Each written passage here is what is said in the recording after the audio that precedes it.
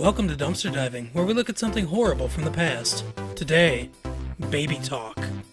Before we begin, I might have to explain to my younger viewers, and possibly my middle-aged viewers, and also the elderly that might be listening, what this show was. I mean, it was only on for a season and a half. No one watched it. Baby Talk was based on the movie Look Who's Talking and 90s Nightmare Fuel. It originally starred George Clooney, who got out before his career could be torpedoed, and Connie Selica for the unaired pilot, before she quit, because she saw how terrible this show was. The starring role then went to Julia Duffy, who also quit after the shortened first season.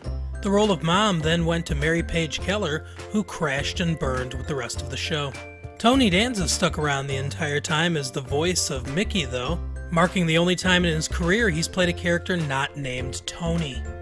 In this episode, Maggie begs Mickey to say his first word. Danza is hamming it up the entire time, and I've got to think that even he is embarrassed to say some of this dialogue. Can you say block? No. Can you say rubber baby buggy bumpers? James walks in and he's played by frequent sitcom star and possible social pariah Scott Baio. Mickey calls him Daddy. James is thrilled, but Maggie is nervous because James isn't his real father, and if Mickey grows up thinking he is, only to find out the truth, he might be devastated. This seems like Maggie's fault, though. I mean, her bedroom is right next to Mickey's, and he can only hear his mom call James Daddy so many times before he believes it. Little does Maggie know, but James wants to propose. He's even planning on going ring shopping. He tells this to his buddy, who laments that the women of New York will go lonely now. Because if there's anything that New York women can't resist, it's an aging sitcom star way past his prime. Baio swings out a painting and takes out his little black book and gives it to him. His friend leafs through it, probably looking for Nicole Eggert's phone number, and thanks him. This always confuses me when they do this in television shows and movies. What is that book supposed to get Baio's dork friend? These women liked Baio, not his friend. They act as if all he has to do is call up these women, show them the book like it's some kind of pussy passport, and they'll be down to Netflix and chill. Wait, it's 1990. Blockbuster and Bone?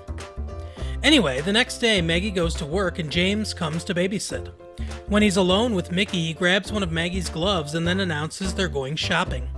The camera lingers on the Twin Towers to prove both that they're in New York and connect this show with tragedy. At work, Maggie talks to her friend about how she's thinking about asking James to marry her. She's wondering if that's too bold even in the wild and crazy 90s, but her friend tells her that it would be liberating. I'm sure that's what Susan B. Anthony's ultimate dream for feminism was, that one day a woman could propose to Chachi. James and Mickey hit the jewelry store. The owner tries to trick Baio into a $25,000 ring because he's clearly overestimating the value of Charles in Charge royalty checks. Baio settles on something we never see, but is joked about as comedically small.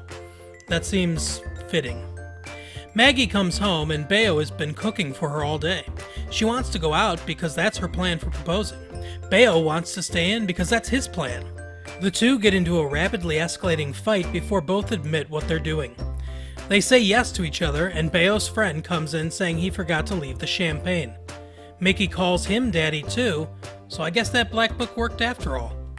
Thanks for watching this episode of Dumpster Diving.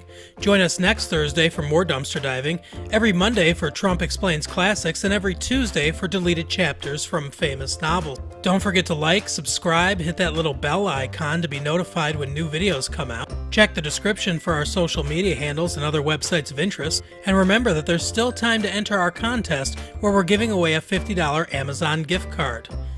Check the comments to see how to enter. Thanks again for watching. See you next time.